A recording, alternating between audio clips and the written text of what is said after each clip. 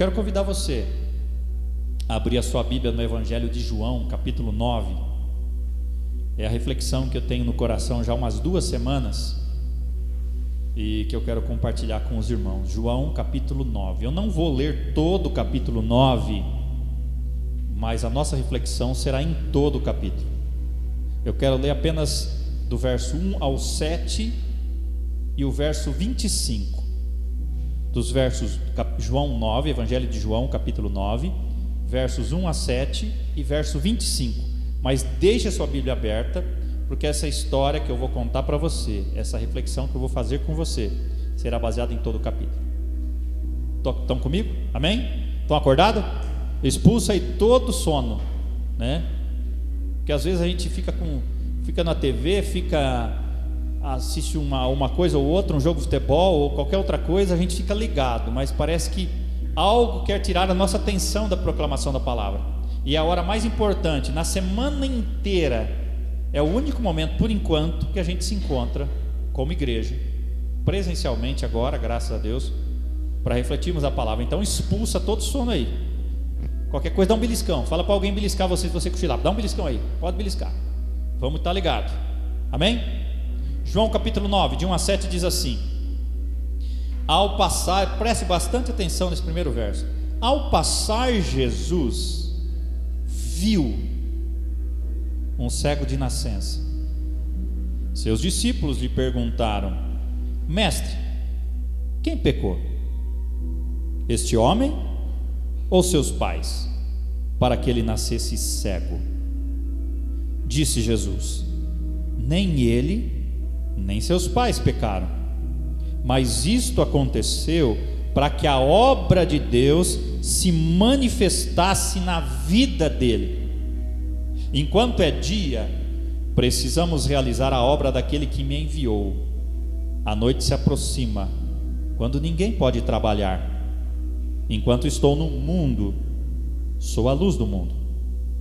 Tendo dito isto, cuspiu no chão, misturou terra com saliva e aplicou-a aos olhos do homem. Então lhe disse: vá lavar-se no tanque de Siloé, que significa enviado. O homem foi, lavou-se e voltou vendo. Vamos para o verso 25 agora, do mesmo capítulo. E ele respondeu: não sei se ele é pecador ou não. Uma coisa sei: eu era cego e agora vejo. Vamos falar essa parte que está projetada ali? Vamos juntos? Uma coisa sei: eu era cego e agora vejo. Uma coisa sei: eu era cego e agora vejo. Feche seus olhos. Peça para o Senhor falar com você. Senhor, mais uma vez nós estamos aqui diante da Tua palavra, com ela aberta aqui. Nós cremos na infalibilidade, na inerrância da Tua palavra. Nós confiamos plenamente no que a Tua palavra diz, e nós cremos que tudo que está escrito nela é para nós, e tudo que está escrito nela se cumpriu, está se cumprindo e vai se cumprir. Nos ajuda, Senhor, a olhar para esse texto e tirarmos lições preciosas para os nossos corações, em nome de Jesus, amém. Diga assim: Senhor, fala ao meu coração o que o Senhor quiser, me dá forças para obedecer e seguir as lições que eu aprender, em nome de Jesus, amém. Esse texto, aliás, o Evangelho de João todo, é interessante quando nós estudamos os Evangelhos, Mateus, Marcos, Lucas e João. Os 3 primeiros Evangelhos são chamados Evangelhos sinóticos. Por quê? Porque tem muitos relatos naqueles primeiros 3 evangelhos que são repetidos, alguns com mais detalhes que nos outros, mas são repetidos. O Evangelho de João é um evangelho um pouco diferente. É um evangelho em que o desejo do evangelista João é expressar claramente que Jesus é o Filho de Deus. Nos outros evangelhos nós vemos citações de vários milagres que Jesus fez, vários. Mas no evangelho de João, os milagres são chamados de sinais. E no evangelho de João, João fala apenas de 7 sinais. É interessante o evangelho de João que ele fala de 7 sinais e fala de 7 eu sou de Jesus. Eu sou o pão da vida, eu sou o bom pastor, eu sou o caminho, a verdade e a vida, eu sou a ressurreição e a vida, eu sou a luz do mundo, e assim vai. 7 eu sou, 7 sinais. Esta cura que você está vendo aqui do cego de nascença é um dos sinais dos 7 citados por João para apontar que Jesus de fato era o Filho de Deus. Esse é o desejo de João em todo o evangelho, falar que Jesus é o Filho de Deus. 4 desses 7 sinais que são narrados no evangelho de João, 4 deles só no evangelho de João existe. Nenhum outro evangelho repete esses sinais ou conta desses milagres. Os 4 sinais que não aparecem em nenhum outro evangelho, a não ser em João, é quando Jesus transforma a água em vinho, que foi o primeiro sinal que Jesus fez lá num casamento. Você lembra dessa história? O outro sinal é a cura de um paralítico de Betesda, que está em João capítulo 5. O outro é a cura do cego de nascença, que é esse texto. E o último sinal, que não em nenhum outro texto tem, e o mais importante, é a ressurreição de Lázaro. Só no evangelho de João tem isso. Só no evangelho de João. Mas vamos nos ater ao texto que nós estamos lendo. Segundo pesquisas ou estatísticas, cerca a cada 20 minutos, diz aí, 20 minutos. A cada 20 minutos, apenas nos Estados Unidos, uma pessoa perde a visão. A cada 20 minutos, apenas nos Estados Unidos, uma pessoa fica cega. Todos os anos, cerca de 50.000 pessoas ou norte-americanos ficam cegos. Para a maioria das pessoas, o pensamento de ficar cego é um pensamento aterrorizante. Já pensou nisso? Você está enxergando, agora você imaginou perder tudo? Para muitos, de acordo com uma pesquisa, a maioria das pessoas prefere perder qualquer outro sentido ou qualquer outra habilidade física do que perder a capacidade de enxergar. E você? Não precisa responder para mim. Outra coisa muito importante nesse texto, é a única vez na Bíblia inteira que fala de um milagre de um homem que nasceu cego. Ele não ficou cego, ele nasceu cego. O texto diz que era um cego do quê? De nascença. É a única história de um cego de nascença que que começa a enxergar, porque ele nunca enxergou. Ele não sabia o que era enxergar. Já pensou nisso, Cassiano? Uma coisa é você enxergar e de repente perder. Já é muito aterrorizante. Você já imaginou isso? Você era criança, da idade do Enzo, por exemplo, e de repente você perde a visão. Os anos vão se passando, você se torna adulto. Você lembra do rosto da sua mãe na época que você era criança. Como será que está o rosto da sua mãe agora? Como será que estão as pessoas? Como está a paisagem? Como está aquilo que eu enxergava? Aquelas lembranças que eu tinha na mente, de visões que eu via, que eu enxergava, que agora não vejo mais. Mas no caso desse homem em específico, ele nasceu sem enxergar. Nós não conseguimos imaginar isto porque você já enxergou. Mas como será que ele imaginava as coisas? É interessante também notar na Bíblia que a Bíblia diz que curar um cego, preste bastante atenção, a obra de cura de um cego é um sinal de que aquela pessoa é o Messias. Se você olhar Êxodo capítulo 4, verso 11, diz que quem deu boca ao homem, quem o fez surdo ou mudo, quem lhe concede vista o torna cego, não sou eu o Senhor? Um outro texto, Salmo 146, verso 8 diz: o Senhor dá vista aos cegos, o Senhor levanta os abatidos, o Senhor ama os justos. Assim, meu irmão, minha irmã, a cura de um cego de nascença é um testemunho de que Jesus é Deus. Não houve, não existe nenhuma outra citação na Bíblia toda de alguém que nasceu cego e começou a ver.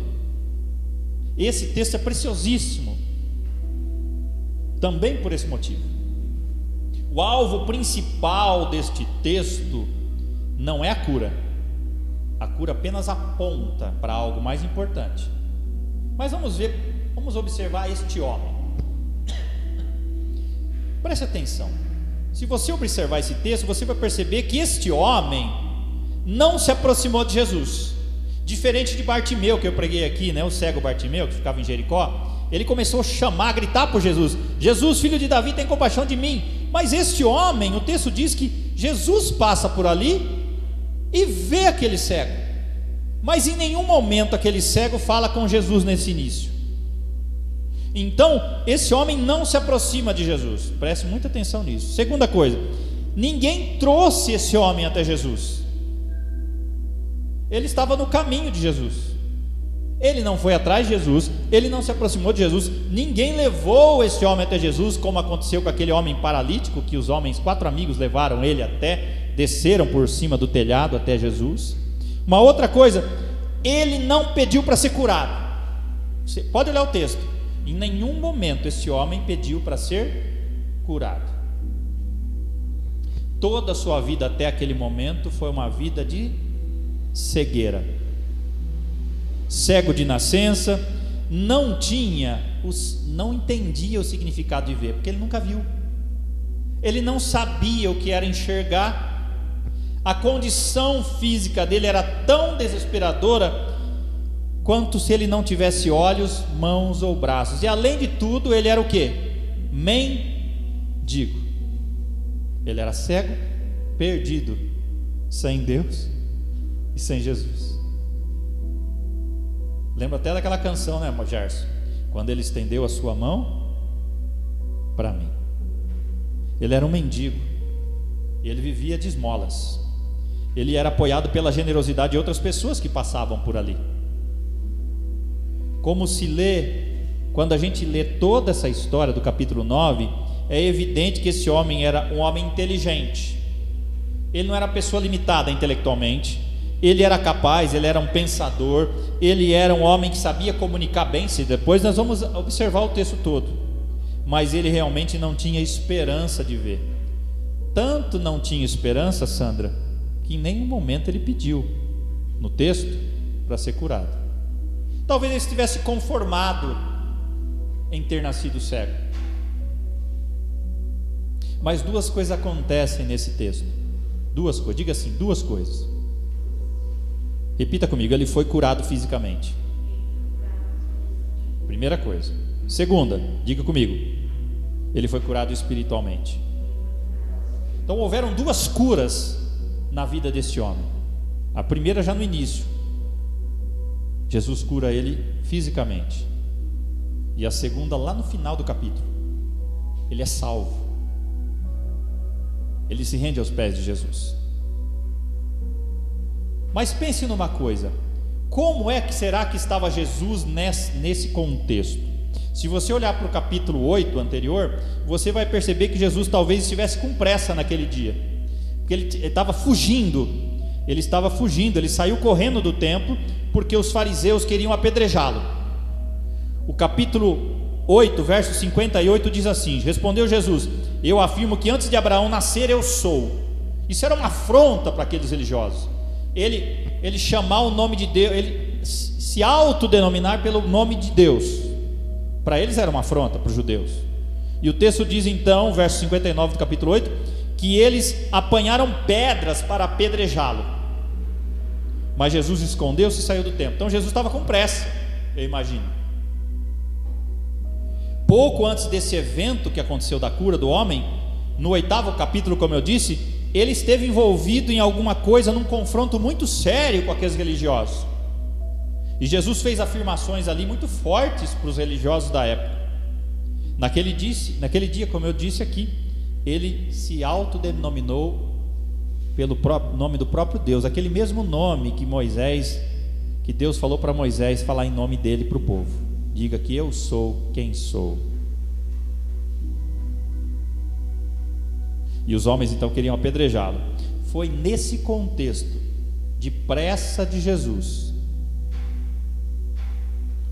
que esse sujeito, esse homem que estava sentado perto de umas saídas do templo, imagina Jesus saindo correndo do templo, de repente ele vê aquele homem, ele passa por ele, vê aquele homem, e Jesus é abordado por Jesus. Jesus se aproxima daquele homem e Jesus vê aquele homem. Diz assim: Jesus está me vendo hoje. Jesus está vendo você hoje. Jesus está passando por aqui hoje e Ele te vê, quem você é, mesmo que você não tenha pedido isso, Ele está vendo. E o texto é interessante, eu fico olhando para esse texto, ainda não é a lição ainda. É interessante que o texto diz que, não mostra nenhuma pergunta que Jesus faz para aquele homem. Jesus não faz pergunta, Ele não diz ao homem para segui-lo, Ele não diz para o homem ser discípulo dele, Ele não discute o passado do homem ou os pecados daquele homem. Tudo isso veio mais tarde, mais na frente. Ele simplesmente cospe no chão, faz um barro, uma lama. Você imagina se um pastor viesse e fizesse isso hoje na igreja? Ia sair notícia por todo lado aí. O pastor cuspiu no chão e passou terra, lama no olho da pessoa. Mas Jesus fez isso. Jesus então faz aquela lama, aquele lodo, e Ele aplica nos olhos daquele homem e dá uma tarefa para aquele homem, não dá? Só o fato de passar lama no olho, ele não foi curado, foi? O que aquele homem faz? O que Jesus manda ele fazer? Vai para o tanque de Siloé e lava os seus olhos. Mas havia algo sobre aquelas palavras, a maneira de Jesus, que convenceu aquele homem com barro no olho a obedecer a Jesus. E aquele homem então vai, lava os olhos, e o que acontece, Sandra? Ele começa a ver. E é interessante que Jesus faz essa ordem e vai embora, não é isso? O texto diz que ele segue. Ele segue em frente. Quando Jesus entra em cena, tudo muda na vida daquele homem. O homem passa a enxergar algo que ele não sabia o que era. Uma coisa é você enxergar e ficar cego. Você sabe o que é enxergar, mas aquele homem não sabia, não tinha noção. Então você imagine quando a vista voltou para ele, e começou a enxergar. Para ele era tudo novo. Ele começou a ver a beleza da natureza. Qualquer coisa que ele enxergasse, Cristiane, era incrível para ele, porque ele nunca tinha visto nada. Ele podia ver o rosto dos pais dele, ele poderia ver os passarinhos voando, ele poderia ver as árvores, a água. Eu imagino quando ele lavou o rosto, a primeira coisa que ele viu foi a água, o tanque de água, que ele já talvez tinha bebido muita água daquele lugar, talvez, mas agora ele estava vendo como era a água, visivelmente. O maior milagre, no entanto, nesse texto, não foi os olhos daquele homem serem abertos, mas sim quando o coração dele se abre para Jesus. E isso não acontece no primeiro momento. Mas eu quero tirar algumas lições rapidamente com você. A introdução é um pouco demorada, mas eu quero tirar algumas lições agora. Vamos para as lições desse texto. Espero que Deus fale a você como falou comigo nesse texto. Primeira lição, repita comigo: na salvação, Deus sempre toma a iniciativa. Preste bastante atenção. Na salvação, quem toma a iniciativa não é você. Não é você que vai até Jesus, é Ele que vai até você. O texto diz assim no verso 1: ao passar, Jesus viu um cego. Não foi o cego que foi atrás dele, foi ele quem foi até o cego. Isso chama-se graça. O texto diz que ao passar, Jesus vê aquele cego.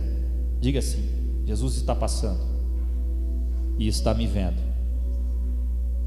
O cego não viu Jesus nesse momento, tanto que mais à frente o pessoal pergunta: quem que é ele? Eu falei: não sei, eu não vi, eu não sei como ele é, porque a última vez que eu falei com ele, que ele falou comigo, aliás, que ele nem fala, o texto não diz que ele fala nada.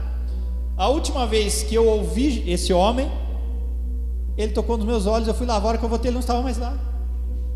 Então esse cego não viu Jesus, não pôde ver Jesus, mas Jesus o viu. E graciosamente, Gerson, ele teve compaixão daquele homem, e ele cura aquele homem sem que aquele homem pedisse.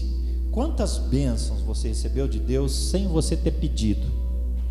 Além daquelas que você pediu em oração, quantas outras que você tem sem pedir? Você já pediu para Deus para nascer, para respirar, para comer? E Deus abençoou você, está respirando, está olhando, está enxergando, está andando. Isso é graça de Deus que traz o Evangelho ao pecador, embora o pecador não busque o Evangelho. Paulo fala muito isso em Romanos. Por exemplo, em Romanos 3,11 diz assim: não há quem busque a Deus. Se dependesse da gente, Ivone, nós nunca iríamos até Jesus. Eu estou falando de salvação agora. Tem muita gente que adentra os templos atrás de milagres, mas poucos vêm até Jesus para ser salvo. Aliás, se veio é porque Deus foi atrás dele, porque a iniciativa é sempre de Deus. A Bíblia diz em Lucas capítulo 19, verso 10, que o Filho do Homem veio para buscar e salvar o que estava perdido. Jesus foi atrás de você, de você, de você. Jesus foi atrás de mim.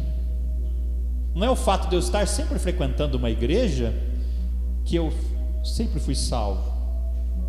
Um dia Jesus veio até mim, me olhou e me salvou. Se não fosse pela graça de Deus que faz com que Jesus passe do nosso lado, nós não seríamos salvos.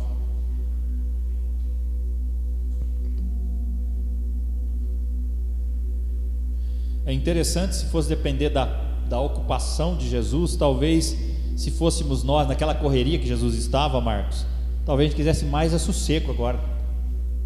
Acabamos de ser ameaçados de morrer, de ser apedrejados, de sermos mortos, e de repente Jesus para tudo que ele está fazendo e olha e dá atenção para aquele homem, no meio de toda a correria. Talvez o que a gente mais quisesse é sair correndo e se esconder, sumir diante de uma ameaça. Você não fará muito por Deus se só servir quando for apreciado ou aplaudido. Mas o texto diz que Jesus não só passa por ali, Jesus faz o que? Ele vê. Isso mostra que Jesus se interessa por aquele homem. Talvez a sociedade nunca ligou para aquele cego de nascença, embora todos à volta soubessem que ele era cego de nascença. Ou seja, ele não era um desconhecido. O pessoal sabia, talvez não soubesse o nome, pelo menos o texto não diz o nome dele, mas todo mundo sabia que ele era um cego de nascença. Mas Jesus dá uma atenção para ele. Jesus para, olha para ele, como Jesus fez quando viu aquela multidão faminta. O texto diz que ele foi movido de compaixão por aquela multidão, e então o texto diz que eles eram como ovelhas que não têm pastor. É importante nós pensarmos sobre isso. Então a primeira lição que eu tiro para mim e para você, diga comigo, na salvação, Deus sempre toma a iniciativa, sempre. Agora pense na cegueira como se a cegueira fosse o pecado. A cegueira é uma deficiência muito séria. A deficiência da cegueira é uma boa imagem da deficiência causada pelo pecado. Sem Cristo, eu e você, o pecador, caminha nas trevas do pecado. Ele é cego. Tanto que tem aquele hino: eu era cego, perdido, sem Deus, sem Jesus. Eu era cego. Nós éramos cegos. sem Deus e sem Jesus, incapaz de ver, de discernir as verdades de Deus.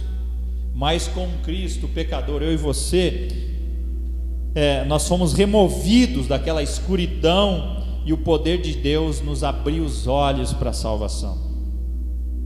O texto diz também que o cego era cego do quê? De nascença. Você é pecador do quê? De nascença. Nasceu assim. Você nasceu com esse mal. Eu nasci com esse mal. O pecado. Ser cego de nascença descreve a condição do pecador, trazendo para nós agora. Você não é cego da vista física, mas você é cego no sentido, você era cego no sentido de pecador. Antes de nascer, nós herdamos lá de Adão a natureza do pecado.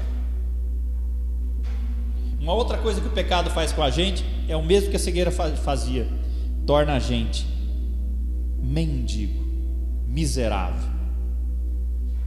O cego, o texto diz, sentou-se e implorou. O verso 8 diz, assim: então, seus vizinhos, os que anteriormente o tinham visto mendigando, perguntaram: não é esse o homem que costumava ficar sentado mendigando? Ou seja, a vida dele era uma vida de miserável. O pecador é assim, é um miserável, sem Deus, sem Jesus, cego, perdido, miserável. Mas a Bíblia diz que o pecador sem Cristo como seu Salvador é igualmente um indigente, mas Jesus é o remédio para nos curar, para restituir a nossa posição. 2 Coríntios 8:9 diz: pois vocês conhecem a graça do nosso Senhor Jesus Cristo, que sendo rico se fez pobre por amor de vocês, para que por meio da sua pobreza vocês se tornassem ricos. Segunda lição. Então a primeira lição qual é? Você lembra? Veja lá. Na salvação, Deus sempre toma a iniciativa. Não foi Deus, não foi você que foi atrás de Deus para ser salvo. Foi Ele que foi atrás de você. Foi Ele que um dia tocou no seu coração e fez você sentir que era pecador, que era cego, que era perdido, sem Deus e sem Jesus. Aí Ele estendeu a mão, Ele tomou a atitude, e você se rendeu, e foi curado, salvo. Então a iniciativa é sempre de Deus. Por isso que fazer sacrifício, pagar promessa, não vai fazer você ser salvo, porque a salvação, a iniciativa é de Deus, e você responde a essa iniciativa. Lembre-se de Paulo. Paulo estava viajando para perseguir os cristãos. De repente Deus vai ao encontro de Paulo e derruba ele no chão. É Deus que toma a iniciativa, é Deus quem salva. Você nunca vai poder bater no peito e falar assim: eu sou salvo porque eu mereço. A Bíblia diz assim: pela graça sou salvo. Isso não vem de vós, é dom de Deus, não por obras, ou seja, pelo que você faz, para que ninguém se glorie. É graça. A iniciativa é sempre de Deus. Segunda lição, vamos ler junto. Muitas vezes Deus permite situações difíceis para manifestar a sua glória.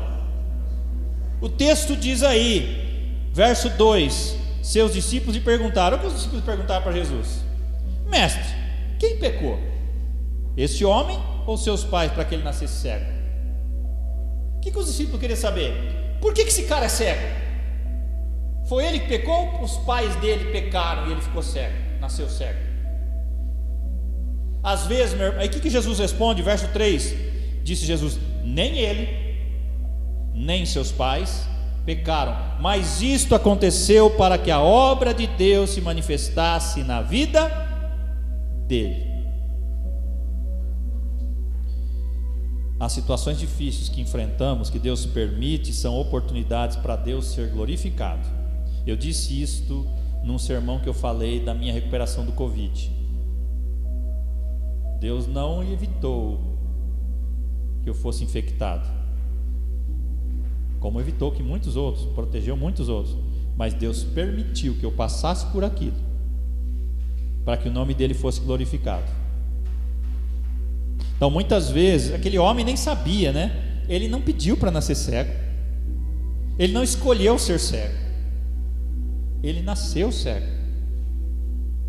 Não foi uma opção dele, não foi uma opção dos pais dele, mas o texto diz que nem ele nem seus pais pecaram, mas isso aconteceu para que a obra de Deus se manifestasse na vida dele. Então muitas vezes Deus permite situações difíceis na sua vida e na minha vida, para que a glória dele seja manifesta, e para que você, depois de vencer essa luta, você glorifique a Deus, que você entenda que ele quer manifestar a glória dele nessa situação. Você já passou por alguma situação que você não entendeu por quê, mas depois você reverteu a glória para ele? Um grande livramento, uma grande bênção, uma grande luta que você passou, mas depois você alcançou uma grande vitória. O que Deus fez? Permitiu situação difícil para que a glória dele fosse manifesta. Terceira lição, repita comigo: Deus cura ou age de formas imprevisíveis e surpreendentes. Olha só, Deus age de forma imprevisível e surpreendente. Quando você imaginaria que Jesus chegaria até aquela pessoa e ia cuspir no chão e passar o barro no olho daquele homem? É interessante, é a única vez que Jesus cura desse jeito. Jesus precisava fazer desse jeito? Responda para mim. Ou Jesus podia falar assim: está curado? Podia, né? Como ele fez para aquele homem: ó, eu sei que o senhor falar, o meu servo vai ser curado lá na casa. E Jesus falou isso, o cara foi curado na casa dele, sem Jesus estar lá. Então por quê? Não sei te explicar por quê, mas o que eu sei é que Jesus age de forma imprevisível e surpreendente. Ele coloca lama nos olhos daquele homem e em seguida pede para que aquele homem lavasse. Ele precisava pedir que o homem fosse lavar? Não, ele podia ter curado na hora. E eu quero dizer para você, Jesus curou outros cegos na Bíblia. Um, ele apenas coloca a mão no olho e o rapaz volta a ver. Um outro, ele cura colocando apenas a saliva no olho daquele homem. Apesar do poder ser o mesmo, Deus curou de forma diferente. Jesus não tem um método, sempre a mesma coisa. Então Jesus pode fazer uma coisa na sua vida, uma coisa na vida dela, uma coisa na vida da nossa irmã Cacheta, uma coisa na vida Cristiane. Pode fazer a mesma bênção, mas de formas diferentes. Então você não pode colocar Deus numa caixinha e falar assim: Deus só age desse jeito. Não posso fazer isso, porque ele curou os cegos de formas diferentes. Um, ele apenas tocou o olho. Um, ele apenas colocou saliva. E outro, ele cuspiu no chão, fez um lodo e passou no olho e mandou ele lavar. Jesus usa vários métodos para que as pessoas não se concentrem na forma como isso é feito, mas se concentrem na mensagem. Meu irmão, minha irmã, o mais importante nesse texto não é a cura da cegueira, mas é a mensagem que isso traz para a gente. Então a terceira lição: Deus cura ou age de formas imprevisíveis e surpreendentes. Você não espera. Às vezes você imaginava que Deus fosse fazer desse jeito, ele fez de outro. Por quê? Porque ele faz do jeito que ele quer. Jesus é surpreendente. Tanto tem uma canção que diz assim: impressionante é o seu amor. Não é isso que nós cantamos aqui? Porque é impressionante, a gente não tem como medir, não tem como explicar, não tem como entender. Se os pastores começassem a fazer isso, de fato, cuspir no chão, passar lodo no olho dos outros, o pessoal ia achar estranho, né? Imagina eu falar assim: irmão, vem aqui à frente, eu vou cuspir na minha mão e passar no seu olho. Fala: nossa, que falta de higiene numa época dessa. Daqui a pouco ia chamar a igreja do cuspe de Cristo. Já ouvi isso aí, nomes estranhos de igreja. Por quê? Porque isso é surpreendente para nós, mas Jesus curou de uma forma que ninguém esperava. Enquanto isso, Guilherme, os discípulos queriam saber por que é que ele estava cego. Eles estavam discutindo uma questão teológica enquanto aquele homem estava sofrendo. Jesus não queria discutir isso. Jesus queria resolver o problema. E às vezes nós gastamos tempos e tempos e tempos pensando, tentando explicar tantas coisas, e Deus quer agir na nossa vida. fazer coisas maravilhosas. Quarta lição. Repita comigo: Deus abençoa aqueles que o obedecem. O texto diz que o homem de Jesus cospe no chão, faz uma lama e passa no olho. Ele é curado ou não? Não. O que ele tem que fazer para ser curado? Ele tem que ir lá lavar o rosto no tanque de Siloé. Então o que o texto está ensinando? Que Deus abençoa aqueles que obedecem. Se aquele homem não fosse lavar, não teria sido curado. A lama tinha secado no olho dele e ele continuaria sendo cego. Às vezes Deus pede uma coisa, Deus quer te abençoar, mas você não faz o que Ele pede, você perde a bênção. Porque se tem algo fundamental para que Deus te abençoe, é que você o obedeça. Vai e faça aquilo, vai e faça aquele outro. Não deixe de fazer isso, não seja omisso. Vai e fale. Se você deixar de fazer algumas coisas que é possível ser feito, Deus não vai fazer o que você teria que ser feito. Jesus, o poder da cura seria de Jesus, mas aquele homem precisava obedecer. Fiquei pensando daquela história do comandante de guerra, o Naamã, lá no Antigo Testamento. Eliseu manda: vai lá e toma 7 banhos no Jordão. Ele falou: pô, onde, no país que eu sou, tem um rio muito mais limpo, por que não me lavar lá? Ainda ele vai, entra uma vez, depois ele fala 2, 3, fala: não vou entrar mais não. Tinha que ser 7. Se ele entrasse 6, ele não seria curado. Obediência é fundamental para que a bênção de Deus venha sobre nós. Uma coisa interessante, só abrindo aspas aqui, parênteses aliás, é interessante que Jesus usa a terra para curar, né? Vamos pensar numa coisa: do que o homem foi feito? Há alguns estudiosos que falam sobre isso. Do que o homem foi feito? Do pó, do barro. Vamos pensar uma outra coisa aqui, Cristiano. Aquele homem, ele não tinha um nervo óptico. Ele provavelmente não tinha nem nada do sistema de visão, porque ele nasceu cego. Literalmente, tudo aquilo foi criado no olho dele. Jesus criou. É diferente de um homem que foi cego, que enxergou e ficou cego. Aquilo estava tudo lá, os sistemas, os nervos, ópticos, tudo estava ali, estava danificado. Jesus curou. Mas aquele homem nasceu cego, ou seja, ele nasceu muito provavelmente sem nada internamente nos olhos. Então Deus criou todo o processo, todo aquele sistema de visão, que eu não sei qual é o termo que usa, quem estuda medicina que deve saber. Tem o aparelho digestivo, tem o sistema circulatório, eu não sei da visão, audiovisual, acho que é da visão, não sei o nome, mas Deus criou tudo aquilo. Como chama isso, Melina? Não lembra. Ocular. Vamos pensar que é o sistema ocular. Jesus criou. Ele não tinha aquilo. Você já parou para pensar nisso? Na profundidade do poder de Deus? Quinta e penúltima lição. Vamos ler junto? Deus nos abençoa para sermos testemunhas. Você pode olhar o verso 11, 17, 25, 30 e 32. Você vai ver que muitas pessoas questionam aquele homem que foi curado. E o que o cego faz? O que o antigo cego faz? Ele dá testemunho da bênção que ele recebeu. Quando Deus dá uma bênção para você, você não tem que guardar aquela bênção para você. Por quê? Vamos imaginar aqui que a Maristela recebesse uma bênção. O que ela tem que fazer? Quando ela tiver oportunidade, alguém estiver passando por uma situação difícil, ela contar a bênção que Deus fez na vida dela. O que isso vai fazer? Fortalecer a fé daquela outra pessoa que está passando por uma luta. E vai mostrar que há uma solução para isso. Testemunhar o que Jesus fez na sua vida. Não guarde o que Jesus tem feito na sua vida para você. Dê testemunho da bênção que você tem recebido.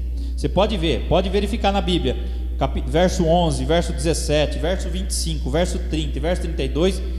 Todos os momentos aquele cego dá respostas do porquê ele foi curado, cada vez com maior lucidez, com maior clareza. Último, Última lição, e eu quero encerrar com isso. Repita comigo: a maior bênção que Deus nos oferece é a salvação. A maior bênção que você recebeu, você pode não receber nenhuma outra bênção, mas se você for salvo, você recebeu a melhor bênção que poderia receber. A maneira mais fácil de compreender a mensagem desse capítulo 9, que nós não lemos todo, é observar os estágios que aquele cego de nascença, depois de curado, passou. E eu quero que você observe comigo. Veja o verso 10, aliás. O texto diz assim, verso 10 e 11: então, como foram abertos os seus olhos? Perguntaram para ele: como que foram abertos os seus olhos? O que ele fala? Ele respondeu: o homem chamado Jesus misturou terra com saliva, colocou-a nos meus olhos e me disse que eu fosse lavar-me. Fui, lavei-me, agora vejo. Qual que era a compreensão daquele antigo cego? Que Jesus era um homem. Era a primeira ideia que ele tinha de Jesus. Até aquele momento ele não tinha noção que Jesus era o Salvador da vida dele. Era um processo de aprendizagem. Aí você vê o verso 17. Depois que aqueles vizinhos, aquelas pessoas que estavam próximas, começaram a questionar, vieram os fariseus. Veja o verso 17. Tornaram, pois, a perguntar ao cego: que diz você a respeito dele? Foram seus olhos que ele abriu. O homem respondeu: ele é o quê? Um profeta. Começou a melhorar a visão que ele tem de Jesus. Ele achava que era apenas um homem, lembrando que até aquele momento aquele homem não havia visto Jesus. Ele tinha sido curado, mas quando ele voltou, Jesus já não estava mais lá. Ele só lembrava da voz. E cada um queria questionar. Primeiro as pessoas perguntaram e falaram: é um homem.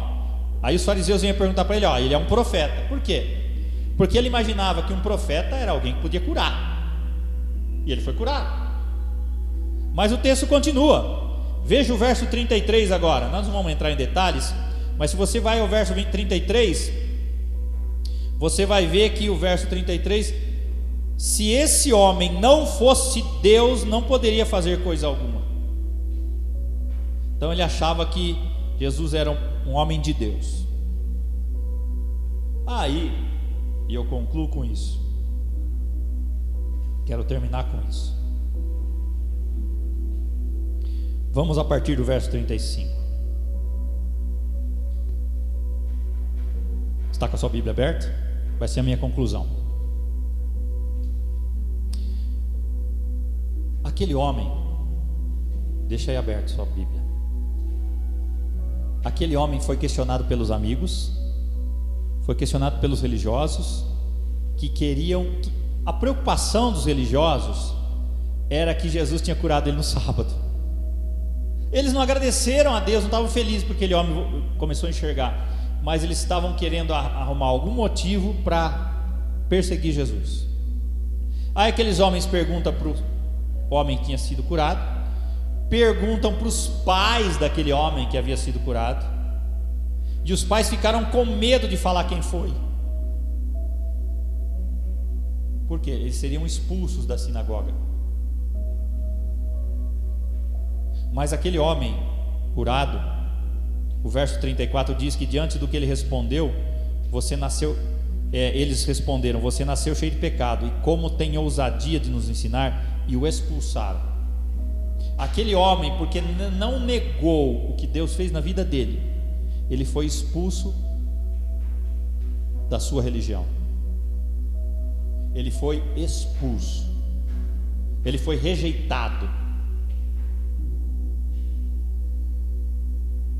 ele foi deixado de lado, abandonado por aqueles da fé que ele tinha.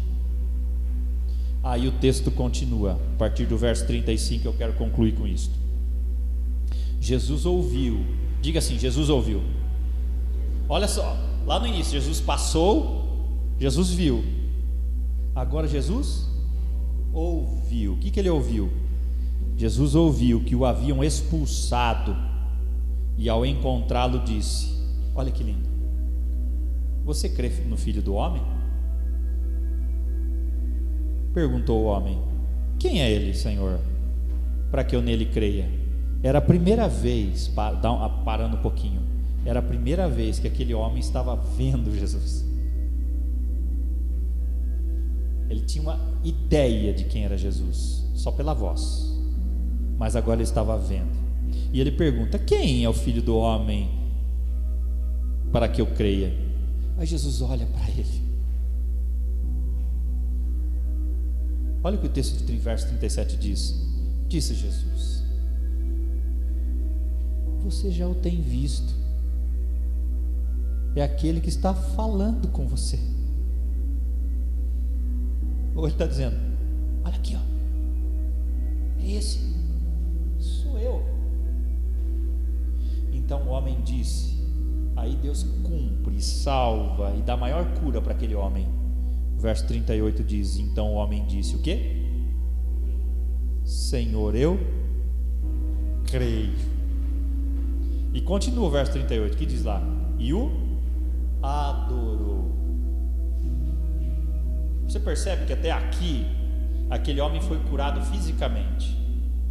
Muita gente vem até Jesus, recebe a bênção, sobe, não é isso? Mas esse homem, além da bênção física, ele recebe a maior bênção, ele é salvo. Aí ele dá uma, e aí Jesus continua, verso 39. Disse Jesus: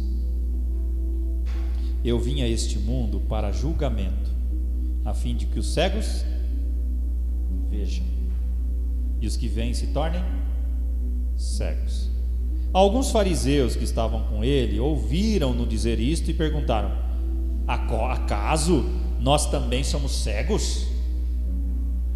E Jesus disse: se vocês fossem cegos, não seriam culpados de pecado. Mas agora que dizem que podem ver, a culpa de vocês permanece. A maior cegueira que nós podemos ter é a cegueira espiritual. Aqueles homens que diziam ser salvos, perfeitos, religiosos, homens de Deus, eles eram homens perdidos. Mas aquele homem que estava jogado na sarjeta, cego de nascença, voltou a ver, não só começou a ver não só fisicamente, mas foi salvo por Jesus. O milagre, termino com isto, não é um fim em si mesmo. O alvo de Jesus não era curar aquele cego apenas. O milagre era apenas um propósito de abrir as portas da fé que salvasse aquele homem. Os milagres de Jesus sempre tiveram um propósito pedagógico. Jesus não curava por curar, por apenas curar. Quando ele multiplica os pães para aqueles homens e mulheres que estavam com fome, o que ele queria ensinar com aquilo? Que ele era o pão da vida. Nem só de pão viverá o homem, mas de toda a palavra que procede da boca de Deus.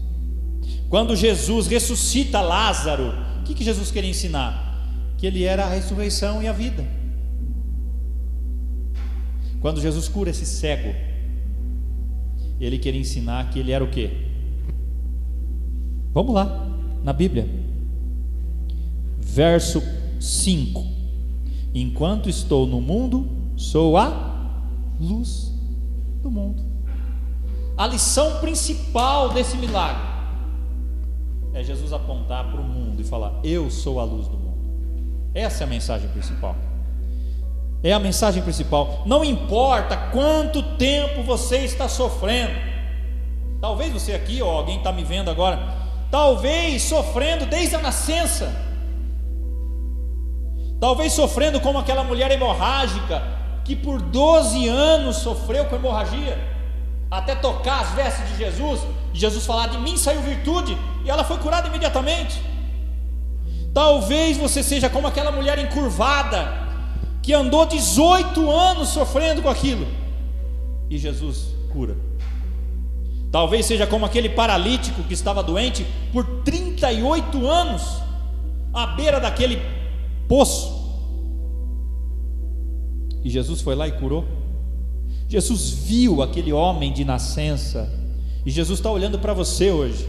Jesus está passando aqui, Jesus está olhando para você, Jesus está ouvindo você, e Ele quer curar você. Ele pode curar você. Eu não tenho poder nenhum na minha mão, não tenho. Aliás, uma das coisas que eu sempre pedi a Deus me dá o dom da cura. Ainda Deus não fez isso comigo, e talvez Ele não faça. Ele faz o que Ele quer, do jeito que Ele quer, com quem Ele quer. Mas uma coisa eu sei: eu era cego, e agora eu vejo. Eu sou salvo. E uma outra coisa eu sei: que Deus cura ainda hoje. Não importa a causa do problema, Jesus é maior do que o problema. A sua doença pode ser incurável muitas vezes, a sua crise pode ser impossível de ser resolvida, mas não para Jesus. Não importa quantas tentativas fracassadas você já teve na sua vida em alguma área, Deus pode mudar a sua história. Basta confiar, crer e esperar. A vontade de Deus é sempre boa, perfeita e agradável. Nem sempre é a nossa vontade que Ele faz, mas nós cantamos agora: tu fazes que tudo coopere para o meu bem. Coisas boas, coisas ruins, mas tudo coopera para formar esse homem, essa mulher que você é de fé. Às vezes Deus apenas diz para você, quando você pede alguma bênção: a minha graça te basta. Mas às vezes Ele pode estar dizendo: eu já passei o lodo nos seus olhos, vai se lavar, obedece, segue o que eu estou falando, atenta para o que eu estou falando. Às vezes nós só queremos a bênção, mas não queremos atentar e obedecer. Eu sempre digo e repito que na escola a gente aprende o ABCD, na igreja a gente aprende o obedecer. Obedecer, tem uma canção infantil que diz assim: obedecer é mais que importante, é prova de amor. Que Deus abra os nossos olhos, e que Deus faça um milagre, não só em mim, mas na sua vida. Que Deus entre na nossa casa, entre na nossa vida, e transforme e mude a nossa estrutura. Amém? Que Deus nos abençoe, em nome de Jesus.